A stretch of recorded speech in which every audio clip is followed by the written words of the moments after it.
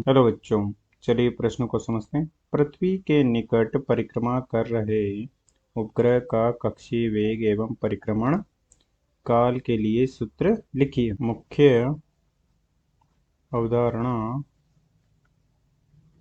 में हम देख सकते हैं कि पृथ्वी के चारों ओर चक्कर लगा रहे प्राकृतिक या कृत्रिम पिंड उपग्रह कहलाते हैं। इस प्रकार से पृथ्वी है जिसका द्रव्यमान m है तथा इसकी त्रिज्या r है तथा इसके पृष्ठ से h ऊंचाई की कक्षा में कोई उपग्रह जिसका द्रव्यमान m है नियत वेग v से गति कर रहा है, पृथ्वी के चक्कर लगा रहा है। तो इस उपग्रह को पृथ्वी के गुरुत्वाकर्षण क्षेत्र में इसकी कक्षा में वृत्ताकार चक्कर लगाने के लिए आवश्यक अभिकेंद्रीय बल जो कि mv/2/r·e+h है, इसे गुरुत्वाकर्षण बल से प्राप्त होगा जो कि होगा g×m बटा दोनों पिंडों अर्थात पृथ्वी तथा उपग्रह के बीच की दूरी हो जाएगी r·e+h²।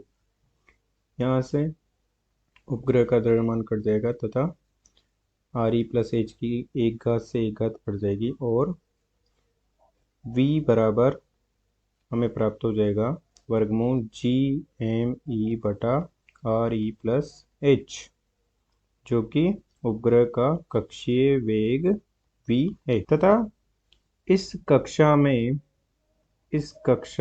में जिसकी परिधि 2πr·e+h है, में उपग्रह v चाल से इस परिधि को तय करता है। तो इस दूरी को तय करने में लगा समय अर्थात आवर्तकाल हो जाएगा दूरी बटा चाल अर्थात 2πr·e+h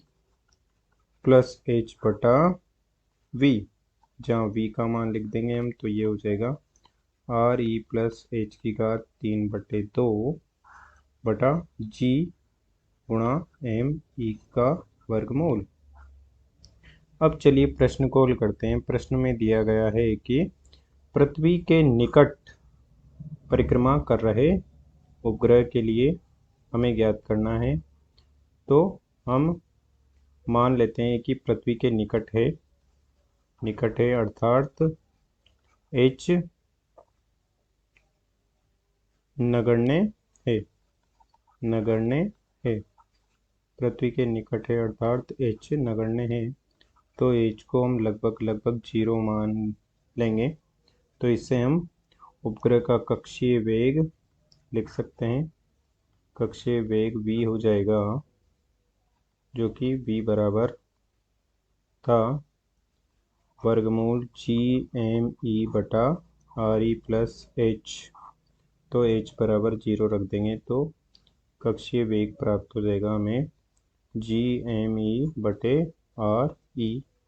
का वर्गमूल तथा इसी प्रकार से आवर्तकाल भी हो जाएगा t बराबर 2πr·e+h³/2 बटे वर्गमूल g_m_e, एक कक्षीय वेग v डैश हो जाएगा इतना तथा इसी प्रकार से आवर्तकाल t डैश हो जाएगा 2πr·e³/2 बटे वर्गमूल g_m_e जब निकट है अर्थात h बराबर 0 है।